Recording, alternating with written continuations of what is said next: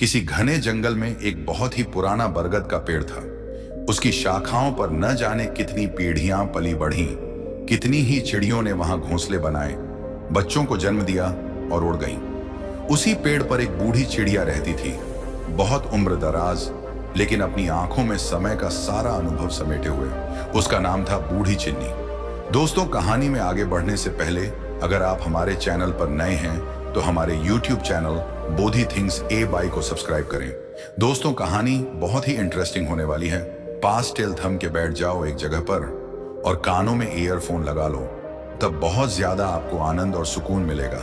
तो चलो कहानी को शुरू करते हैं। चिन्नी की उम्र अब इतनी हो गई थी कि वह ज्यादा दूर उड़ नहीं सकती थी। पंख झड़ने लगे थे, लेकिन उसकी बुद्धिमत्ता और गहरी सोच के लिए दूर दूर तक उसका नाम था। जंगल के जानवरों से लेकर नई नई उड़ती चिड़ियों तक सब उसकी बातों को ध्यान से सुनते। कोई जीवन की समस्या में होता तो चिन्नी की शरण में आता।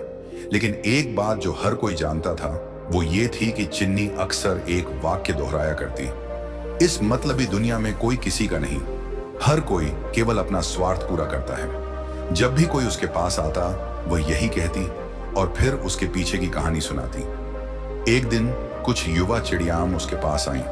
उनमें से एक चिड़िया, नाम था पीहू, बहुत उत्साही और जिज्ञासु थी।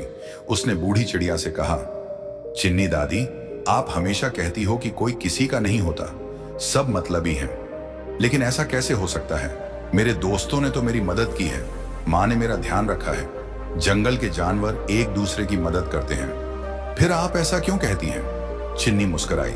उसकी आंखों में अतीत की एक चमक उभरी। बैठ जाओ, उसने कहा, मैं तुम्हें एक कहानी सुनाती हूँ, मेरी अपनी जिंदगी की कहानी। बहुत साल पहले की बात है। मैं जवान थी, तेज उड़ती थी, गाती थी और अपने घोंसले में 3 बच्चों को पाल रही थी। मेरे पास एक अच्छी जगह थी, पेड़ की ऊंचाई पर सुरक्षित घोंसला, पास ही एक तालाब और मेरे कई दोस्त। मेरी सबसे अच्छी दोस्त थी मिन्नी, एक और चिड़िया जो मेरे साथ ही उड़ी थी पहले बार। हम साथ खेली, साथ घोंसले बनाए और एक दूसरे का हर दुख सुख साझा किया। एक दिन जंगल में एक बड़ा संकट आया। इंसानों ने पास ही एक निर्माण कार्य शुरू किया। पेड़ काटे जाने लगे, जानवर भागने लगे और आसपास का सारा इलाका असुरक्षित हो गया। मैंने मिन्नी से कहा, हमें कुछ करना होगा, हम सबको एकजुट करना होगा, कहीं और चलना होगा। मिन्नी बोली, हाँ तुम सही कहती हो, मैं सभी को बुलाती हूँ। लेकिन अगले ही दिन मिन्नी गायब हो गई। मैंने उसे हर जगह ढूंढा, लेकिन वह कहीं नहीं मिली। बाद में पता चला कि वह अपने बच्चों को लेकर एक सुरक्षित जगह उड़ गई थी, बिना किसी को बताए। मुझे बहुत दुख हुआ। जिसे मैं अपनी सबसे अच्छी दोस्त समझती थी, वह अपने स्वार्थ के लिए सब छोड़कर चली गई। मेरे पास समय बहुत कम था। मैंने किसी तरह अपने बच्चों को लेकर उड़ान भरी, लेकिन एक बच्चा बहुत छोटा था, उड़ नहीं सकता था।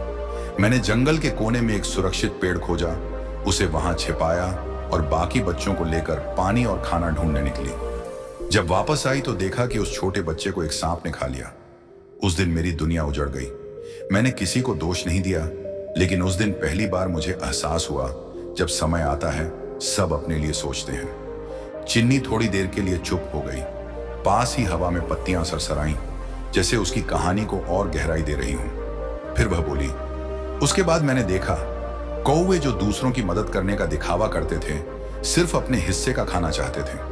तोते जो सबसे हंसते थे, जरूरत पड़ने पर गायब हो जाते थे। मैंने देखा कि जंगल का हर जीव जब खुद पर बन आती है, दूसरों को भूल जाता है। पीहू और बाकी चिड़ियाओं चुपचाप सुनती रहीं। लेकिन चिन्नी दादी, एक और युवा चिड़िया बोली, क्या मतलब यह है कि किसी पर भरोसा नहीं करना चाहिए? चिन्नी ने हल्की सी मुस्कान दी, नहीं, भरोसा करना बुरा नहीं है, लेकिन आंख मुंह कर मत करो, समझदारी से भरोसा करो। अगर दुनिया में अच्छाई है भी तो वह बहुत नाजुक होती है। हर किसी की अच्छाई उसकी सुविधा तक सीमित होती है। जब तक सब ठीक है, लोग साथ होते हैं। जैसे ही मुश्किलें आती हैं, रिश्तों की असलियत सामने आती है। तो क्या प्यार, दोस्ती, रिश्ते ये सब झूठ हैं? पीहू ने पूछा। नहीं, बूढ़ी चिड़िया ने सिर हिलाया, ये सब हैं, पर शुद्ध रूप में नहीं। हर रिश्ते में थोड़ा स्वार्थ होता है। माँ भी अपने बच्चों की रक्षा इसलिए करती है क्योंकि वो उसका हिस्सा है। दोस्त मदद करता है क्योंकि उसे उम्मीद होती है कि तुम भी कभी उसकी मदद करोगे, और जब ऐसा नहीं होता तब वही दोस्ती बोझ बन जाती है। पीहू कुछ सोच में पड़ गई। बाकी चिड़ियाओं भी चुप थीं। फिर चिन्नी ने कहा, देखो, मैं ये नहीं कहती कि दुनिया में कोई अच्छा नहीं है, पर समझदारी ये है कि तुम जानो कि लोग क्यों तुम्हारे साथ हैं। अगर कोई तुम्हारे साथ सिर्फ खुशियों में है तो वह साथी नहीं, सिर्फ दर्शक है। असली साथ वही होता है जो मुश्किल वक्त में बिना किसी उम्मीद के तुम्हारे पास खड़ा हो, और ऐसे लोग बहुत कम होते हैं। बहुत कम, चिन्नी ने उत्तर दिया।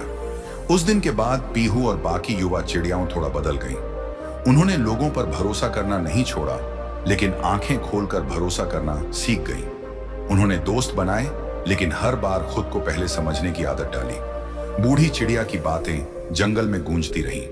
लोग उससे मिलने आते, उसके अनुभवों से सीखते, और जाते जाते एक बात जरूर सोचते, शायद वाकई में इस दुनिया में हर कोई किसी न किसी हद तक मतलबी है, पर अगर हम इस सच्चाई को समझकर चलें तो धोखा नहीं खाएंगे। बूढ़ी चिड़िया की कहानी एक कड़वी लेकिन सच्ची बात कहती है, दुनिया पूरी तरह बुरी नहीं, पर पूरी तरह अच्छी भी नहीं।